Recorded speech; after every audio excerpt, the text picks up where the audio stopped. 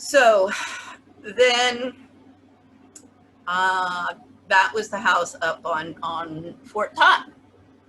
Now, my research is progressing and progressing and progressing. And it was in 2014, you know, I had finished everything for the Spanish courts and all of my submission there. And I had started in looking much more into the international World Bank, particularly World Bank and UN in terms of women's rights, women's business and law at the World Bank and UN Women. I had also, you know, prepared a case for submission to the UN, which Cindy Dumas had put together. And then I was invited to give a speech in April 2015 on violence against women as human rights violations. And I had been writing and writing and writing and writing. I wrote this report, Financing for Development, A Midsummer Night's Dream. And actually, I mean, I was able to lose some weight because I, you know, was just, I just closed myself in my room. If I wasn't at the office, in my little cubicle working there, I was closing myself in my room, just working on my stuff. Oh, I also, at that time, I also had gotten an e-directory for global expats for the prototype, because I've been trying to get that up since I've been back in 2010 or 2009, but you know, I don't have any money. So they finally had developed, technology had produced enough. So it is at least gives me a prototype and where I could house the database that I had put together manually. I'd spent months and months. This was another thing. I kind of took a break and spent several months traveling around the world on the internet, I have 132 cities around the world for that prototype. And it's got, you know, it's similar to TripAdvisor, Yelp, Facebook, LinkedIn, except for expat moms and wives. So the anchors are the shopping centers, the grocery stores, and the department stores. And then, you know, the expat sections where you would want to live, the restaurants. I mean, the basics. The idea is then by, you know, the big databases. That's easy to do these days. Once you get the funding, it's peanuts compared to what you have to invest in these things. But the prototype is there. And so I did get that and I uploaded. I mean, it took me, I think, 6 months to do all of that, because all of that had to be uploaded. And it's a huge database. So, so the young woman who was living there across the landing from me, you know, your typical brown-nosing millennial, dumb blonde that you find in these NGOs all over Washington. Hers, some association on leadership, or it's going to be investigated for fraud. All of these really need to be investigated for fraud because they're not producing anything except a bunch of, you know, idiots who are here playing games and going to the cocktail parties. And that's all they care about. And that's all they want to do. And if anybody comes to rain on their little parade or bugs them with their intelligence and their hard work, well, then they want to oust them. That keeps on being my problem here. Nobody likes the fact that I'm always working and producing and want some action, instead of, oh, can I get invited to your little party? No, I didn't come here for that. So she is just, I mean, I'm a prisoner in my room. The only time I leave my room is to go and fix something myself in the kitchen. Things are so bad that I just won't speak with her. I just pretend like she's not there.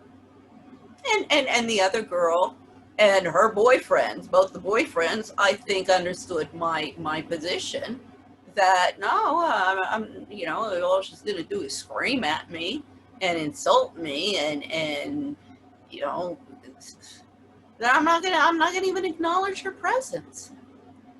I mean, that's the best way to deal with people like that, because whatever you say, they just find the opportunity to attack you. So you just, you know, ignore them. As my dad just told me, when they're throwing rotten tomatoes, just walk away. When they start doing other stuff, you stay and fight. So yeah. But then I was having the same problem at the IMF with Adrian, the office manager, consumed with jealousy as well, and making my life a living hell. I mean, I used to go, there was some girls in one of the other divisions in the ICD department where I was working. It was the global partnerships. And sometimes I'd go down there and I'm like, this division has refugee status for me. I need a break from all of the cacophony. And Elizabeth Elliot particularly, everybody knew. I mean, you know, one of the girls, Myrna, had said, please move me out of the front office. I just can't deal with this anymore. She would sit there the entire day, you know. She'd been there for 38 years. That's the problem. That's what they keep in there. And that's what they've been empowering and enabling in Washington for the past 40 years with all this cronyism and managerialism and affirmative action and you know, the feminists who just want power and control. So I'm getting it at both sides. But I just, you know, keep myself locked in my room, do my thing. I would walk every day from work and back. That's also had, you know, lost weight. So that's like an hour and a half each way back. So that's helping me, you know, deal with the harassment and attacks in my office as well as in my, you know, place of residence. Well, when Adrian ousted me, of course, this girl noticed that I'm not wanting to work. So she finds this a perfect opportunity because the owner is this black woman who is, you know, just one of these tyrants. I mean, this has got to stop. Washington, the black women, they're horrible, absolutely horrible, as are the brown women and the Asian women. I mean, they're no worse than you know, the white women, but they just all join that narcissism, cacophony, you know, greed, power-hungry game that has gotten worse and worse and worse and worse in Washington, you know, since I left, and that's why I left in the 80s. But it's just that this is why Trump is in. This is why, you know, Biden's not going to change anything unless everybody addresses the bureaucracy in all of the agencies, the labor rights violations going on, discrimination, you know, cause and cases for age and race, nationality, and gender discrimination. So this girl is working the landlord and sending the landlord, you know, all of these emails, complaining and continually complaining about me. I'm like, I sit in my room the entire time. Oh, she didn't like the fact that I had some incense burning. And in fact, when I saw that was pissing her off so much, I was like, you know what, just go away. Stick it near my door. It was one that she hated, the natural one. She hated particularly. Oh, like, get away from me. So she's writing these emails back and forth to the landlord. And I keep on telling the landlord, who's calling me and harassing me, sending emails and harassing me. I'm like, you know what? You're going to be looking at a lawsuit for harassment just like her if you don't leave me alone. Your job is not to harass me. Your job is to tell her to leave me alone. And if she's too jealous to live next to me, because I told the landlord what was going on, then she should move out. Because she kept on telling me that she would bang at my door in the middle of the night, screaming and yelling, just leave. I'm the expert in leadership here. I'm the expert in leadership here. In the middle of the night. I didn't have a lock on my door. If this woman had been a man, I really would have been afraid for my physical safety. Really. And, our mom came through a couple of times. Her mom's about my age. And I don't want to start a fight, but I wanted to tell that mother, I said, you should be ashamed of this parasite and this just viperous witch that you've produced and that they're empowering in the workplace. This girl, I'm sorry, this is a brood mare. Might not even be good for that because, I could see, I hate to see what kind of children she'd produce. They'd either be just as narcissistic and vicious as their mother or totally destroyed. The whole feminist movement has really, really empowered the worst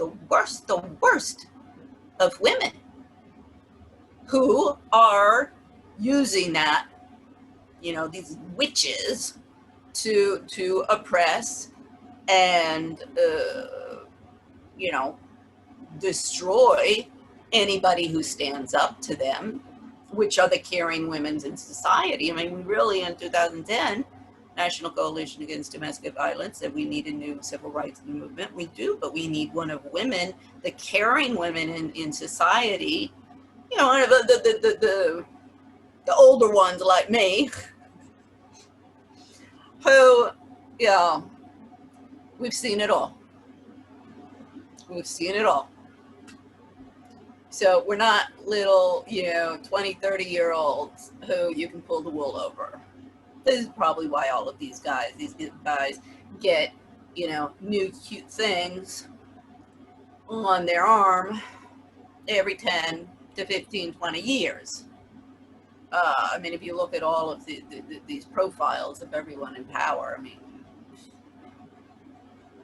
they're on their second, third wives. And the women aren't any better. Oh gosh. The women are just, sleeping their way to the top and contributing to the cesspool.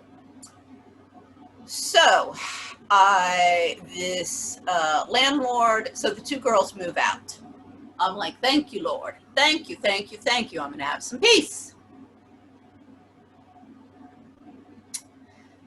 So this vicious, viperous woman, Bathsheba Philpott, and she's an employee of GW.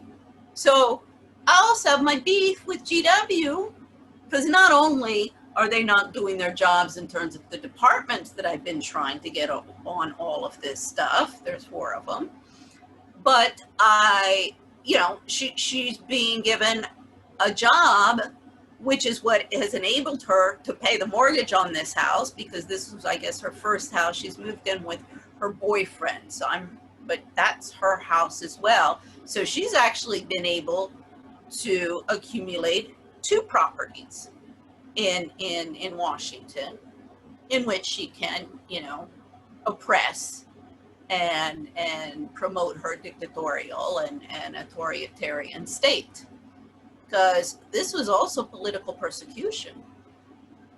Because this gets into what I was, writing for and got into the elections, the 2016 elections.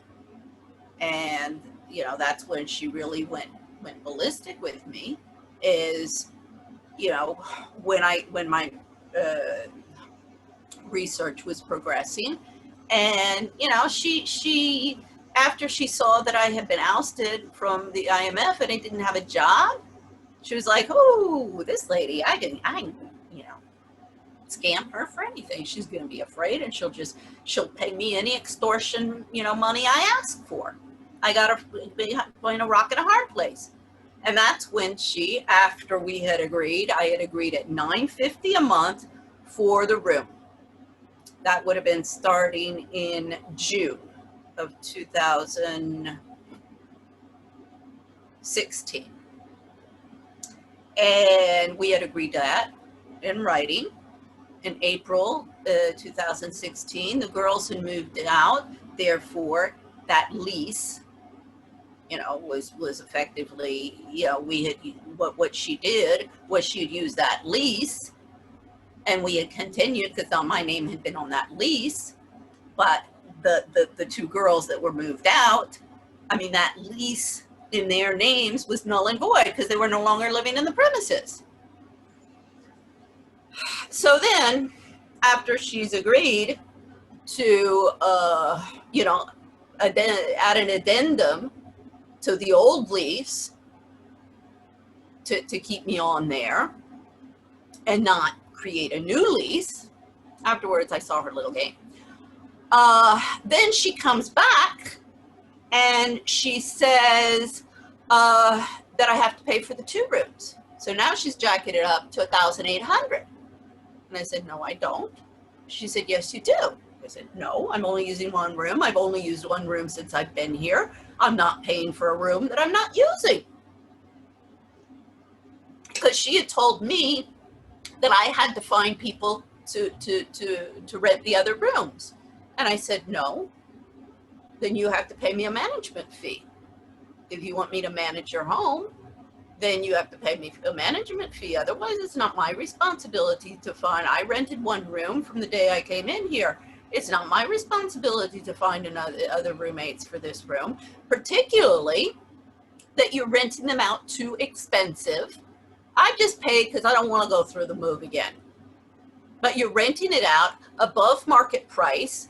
Therefore, that's why you can't rent it out. Lower the rooms rates to market price. She also would have had a problem because that would have looked bad for you know, when I get finished with her. And you can rent them out. No. She said, no, you have to pay. I said, I'm not paying. I'm not paying. She rented out the basement. She wanted me to pay for the 2 rooms upstairs. I said, I am not paying. I'm renting 1 room, and there is no way I came in here at $750. And within 18 months, you're gonna tell me to pay $1,800 because I'm white and you're black, and you're in the power and control group in this city now. No, I'm in my own freaking country. I have no rights, no protection, not from my government when I live abroad, and not from the legal community or my government in ground zero of what's supposed to be the city of, you know, the great defender of human rights. I mean, the damage that the war on drugs has done, I mean, it's the same with prohibition. And I'm sorry, I'm getting really pissed off with all of my, you know, ruling elite family as well as former classmates at Foxcroft, because I know what these people in the streets who are out there screaming and yelling, going, no, we've had it. We're tired. And I mean, particularly the one like Cornelia Guest, who was the lead cheerleader of this thing. I mean, I've been contacting Cornelia since I got back, well, through her publicist, Teal Kennedy. No. She's too busy working on animal rights to care about women and children's rights.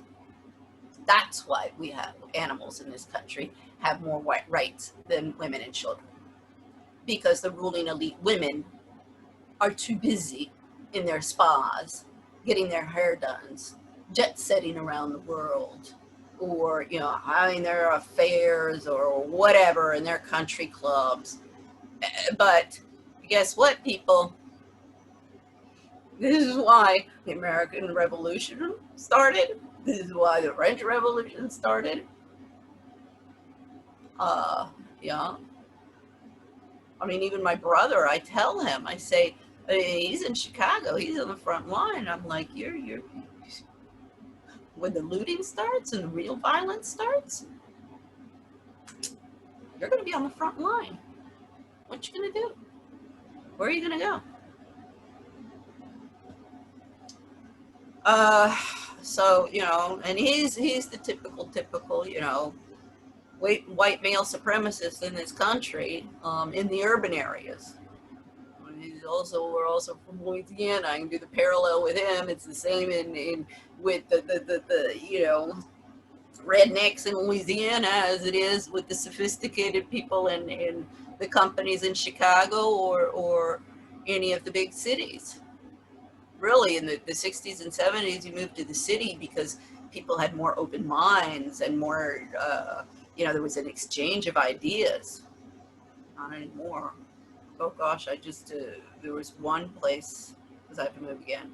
I said, no. I think I'd end up, I prefer being, talking with people in a homeless shelter than having to be with these people. Bunch of stuck up little kids. All they care about was partying with the young, you know, that's the only thing any of these kids, we want leadership from a narcissistic young crowd. All they care about is party everywhere. So, let's see, then, so I do go through a landlord-tenant court. Because I said no. She said, okay, fine, I'm going to evict you. I said, okay, fine. I said, this is ridiculous, because she was contending that she had put a joint liability clause with the girl who had lived upstairs with me before, so that we would, you know, she didn't pay, I had to pay. And when she tried to, because she at first, when we had moved in, she said that one of us would have to pay the other one, and then she would have to get one check. And I said, no way. Oh, I have nothing to do with this girl. And I didn't even, you know, and of course the joint liability thing is scribbled in because it's not legal. This is what I explained to her lawyers, and tried to explain to the judge, but of course, since he's black and she's black, was that contract law, I mean, this is where I get in again. These people don't even understand the basic fundamentals of contract law. The moment you try and put something into a contract that is illegal, it's null and void. It can't be upheld in court. Yet, now we got a jurisprudence that it can. And why? Because everybody in DC landlord-tenant court is playing games, because the legal clinics, the ones with the kids, the students, and the ones with the adults, are filled with a bunch of idiots. The NGOs and legal clinics are also filled with a bunch of idiots. When when the woman from Ghana, where I was living on Q Street and 5th, had, you know, told me that she was going to throw me out, I'd gone to the legal clinics. They wouldn't help me because they didn't know me.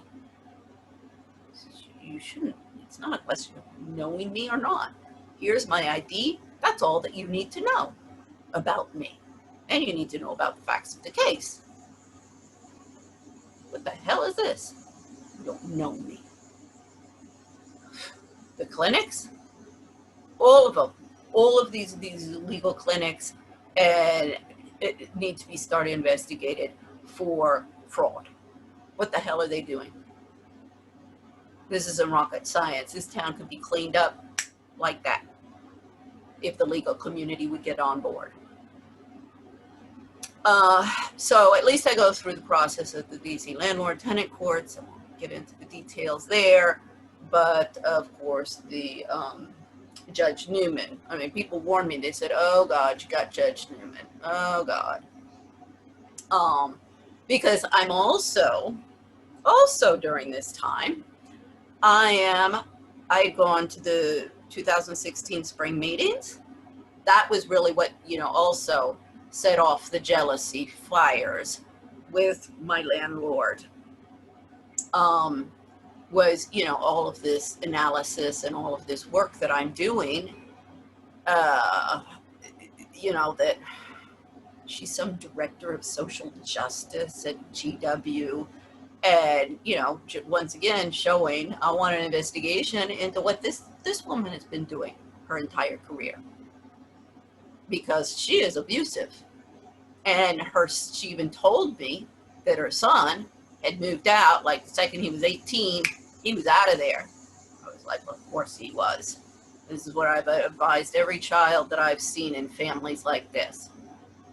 Look, I'm beating you, unfortunately, the options that I've had of telling, children in problem homes, it's really, really dangerous. Yeah, you get the kid out of there. Otherwise, the only thing I have to say to these kids is, yeah, I see it. Come over and talk to me anytime you want. But unfortunately, you can't get through to your parents, which I'm not. There's not much that you can do except put up with it. I'll give you some strategies that I know of until you can get the hell out and don't repeat the crap that they're doing. Learn from it. That's I mean, the frustration in telling that to young men and young women. It was more the young men, I think, that I saw it. Oh no, the young woman, it's more narcissistic, teaching them to be stupid idiots. This is why we have so many stupid idiots out there, because their mothers have taught them to be stupid idiots. I mean, I see it with both of my sisters. I mean, this is where you see the situations of, is it environment or genes? Well, there are four of us, and all three of my siblings, just were destroyed by my mother, and my older sister has perpetuated the problems on her children, I think even worse than my mother did. Her son almost killed himself when he was an adolescent. He had, drug problems and alcohol problems. When he was young, I saw it. He was stealing from me. I think it was a cry for help. And I went to her and I told her, I said, there's some problems in your home. We got to talk about this. There's no problem. Until, of course, the kid, 6 or 7 years, by this time we had already left Spain. And I mean, he was going downhill. I was sure he was going to kill himself. And he almost did. And that's when they finally, got him into rehab. But, unfortunately, I had been living in Europe. She had been living in Bogota. But when we had gone, when they were very young, I had seen some stuff that concerned me. But, anything, no, we're the perfect family. Like, you grew up in that crap. And you're gonna reproduce it.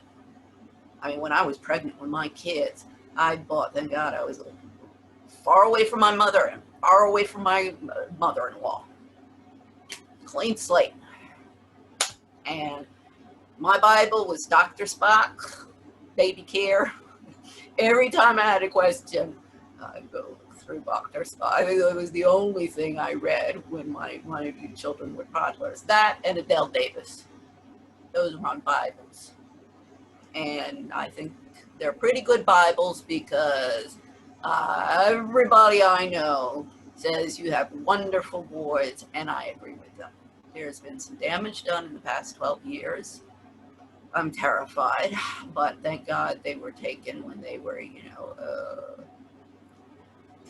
15 and 16.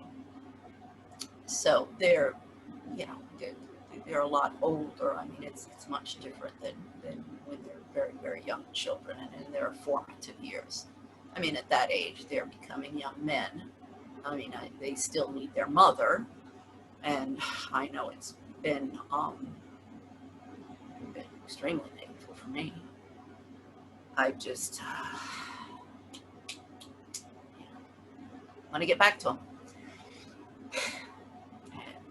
And to have grandchildren, be around for my grandchildren. So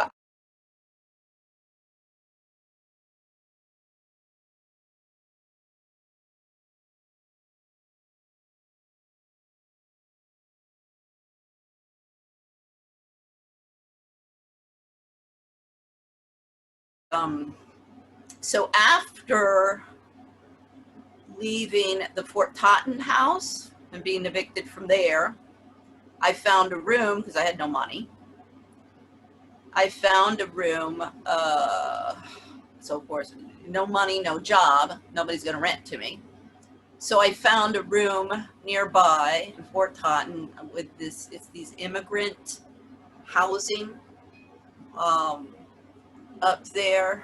There's a school right near there, and it's not far from the metro stop, the Fort Totten metro stop.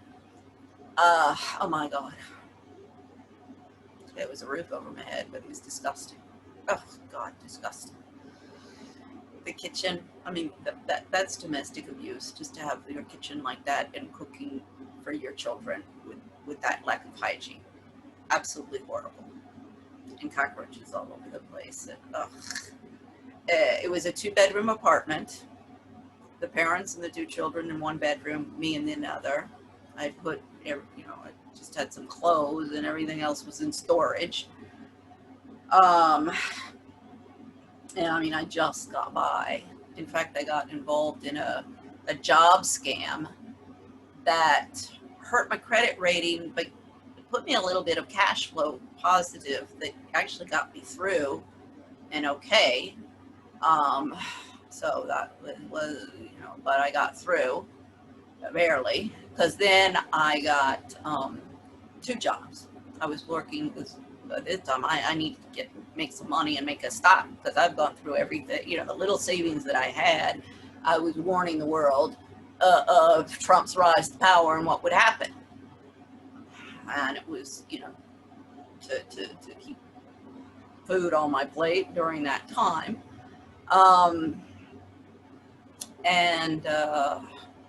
So I started working 2 jobs, 13 shifts. So the only day I just took on Sundays, I would not work in the morning or the evening. But other than that, I was working 2 shifts every single day, except on Sunday, only 1. And I was exhausted. I mean, I got a lot of energy, but, you know, even for me, and it was having a toll on my health, a big toll on my health. I mean, I'm not 20 years old anymore. And it's ridiculous that I could get a job either in the town when I was 20 with no experience than I could today, just because I'm not a cute young thing. See, this is what people have to start looking with the Epstein case. And this, you know, looking for young girls. Well, that's all you guys do. I mean, okay, fine, he's going for the 15, 16, 17 years old, and you guys go for the 20, 25, 30. But quite frankly, have you guys ever seen some of these 15, 16-year-olds? I can't tell the difference between them and a 20-year-old or a 25-year-old. So, you know, this is not to condone Jeffrey Epstein, because this is how the narcissists and the psychopathic women turn it around and say, oh, so you're defending Jeffrey Epstein. No. See how I deviate attention away from the subject. So that was the most disgusting thing I think I ever lived in. But what was the worst was the abuse, the psychological abuse, because I heard it all going on in the room next to me. the way that woman would scream at her children and insult her children. I mean, the eldest, 6 years old, 7 years old, they already have them doped up on all sorts of crap. Not the doping up that needs to be fixed there. The one who needs to be doped up, as usual, is this mom. But doping her up is not a solution either. It's either, you know, and the foster care system is in such a mess. I couldn't file, I mean, my Lord, they're already coming after me because I filed, you know, I'm going through the landlord-tenant courts. It would have, and I'm barely surviving. They would have really destroyed me if I had filed a complaint with Child Protection Services. That thing is a cesspool, just as missing the Center for Missing and Exploited Children. So it was horrible. There was nothing I could do. Nothing. You know, and I was working two shifts. So basically I'm just sleeping there. But it was horrible what I heard. And I mean, this is the typical case. This young boy is going to finally, when he is 16, 17 years old and just flips out because he's been destroyed, he's going to be one that you're going to hear about shooting up in some school. But since nobody will do anything, it's all a joke. I mean, and the little boy, the youngest, adorable. They're destroyed. And I think maybe I stayed longer than I had to financially, just because I don't know. I wasn't doing anything to help them when I was there, and you know, being there wasn't helping them. But I just kind of was like, God, leave these poor children. I had to get on and survive because it was just disgusting. And then that's when I came to this house, in Kilbourne in Mount Pleasant. And, you know, I mean, apart from the crazy roommates and the disgusting, you know, kitchen, but believe me, after what I was living in before, and, you know, at least, well, we did have a little mice problem here for a while, but there were no rats. They've had some rats in the past, I think. And, you know, that at least was taken care of. But, yeah, I'm like, again,